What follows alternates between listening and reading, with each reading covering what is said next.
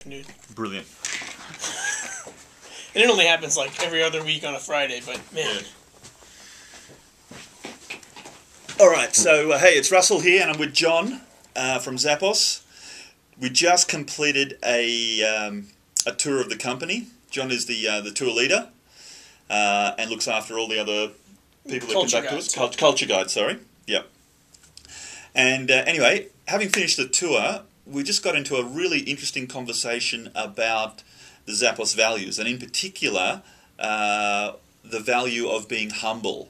And I think it's one of the most challenging values to adhere to, because it implies two things. Before you can be humble, you've got to have something to be humble about. In other words, you need to be successful. And John was just starting to talk about his experience and the challenge it represented for him. And it was just something I had to capture on video because I think it's really valuable.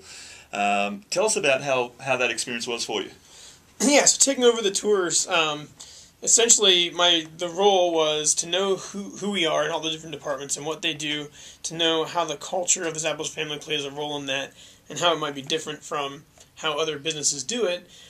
And a lot of that seemed to me like an hour of telling you how awesome we are. To a point, it kind of is, because we're really fortunate to have what we have. But it took me, I'd say, a good 2-3 weeks of really focusing on my delivery and my overall outlook in the tour to decide how to pitch that, essentially.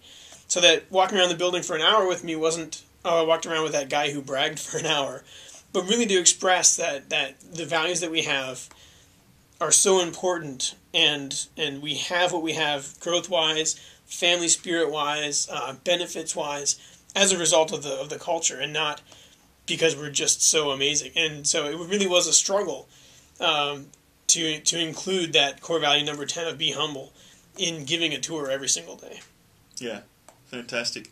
And how long do you reckon it took for you to really, integrate it, embody it, and actually become that?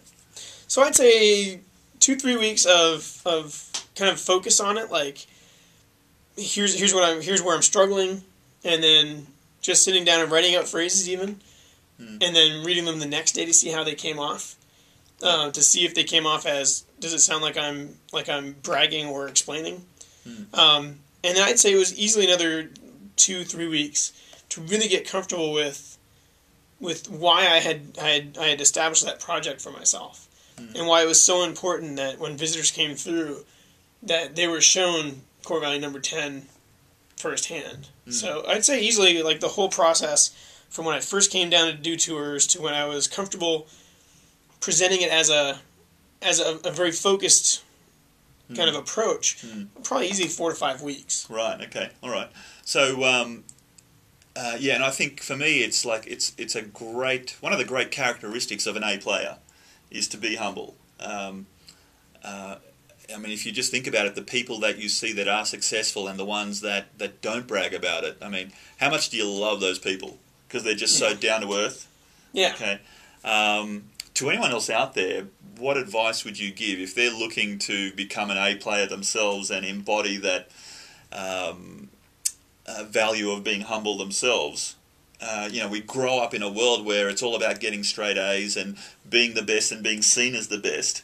What advice would you give to start embodying that value of being humble?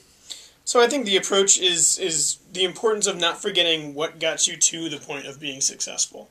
I think, and I haven't talked directly to Tony about this, but I think that Tony every day realizes the hard work that's gone into making the Zappos family what it is, and the Zappos family is the end result. It's not selling the business for $1.2 billion.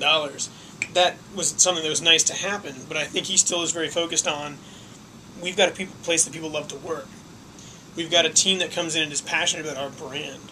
So I think it's really important to focus more on always remembering where you've come from and celebrate it. Definitely celebrate it. Success is something that should be celebrated, but never let go of the fact that you probably didn't do it alone.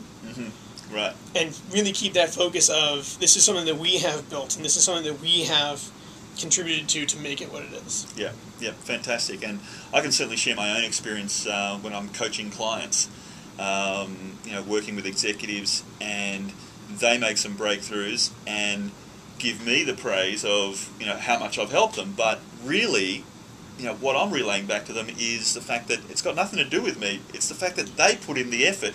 Right. Okay. All I was doing was just holding the space, and it's a really great feeling when you can see that, it's not because of the coach. It's because of the effort you put in. No, absolutely. And and for me personally, it's very satisfying to just be more in the shadows and let your clients be in the spotlight. I actually teach our tour certification class. To give a tour, there's a series of 85 or so points that you have to know to be certified to show people around the office. Right. And I try my best in that class to express to them that the tour itself, the experience, the feedback that we get wouldn't be what it is if they didn't shake their tambourines and welcome people when they came through, if they didn't smile and say hi to guests. The tour isn't me. The tour is us. Yeah. We wouldn't have the numbers of people coming through if the tour was just me. I mean, I'm good, but not that good. John, thank you very much, man. My pleasure. It's been fantastic hanging out, and hopefully we'll reconnect some other time. Absolutely. All right.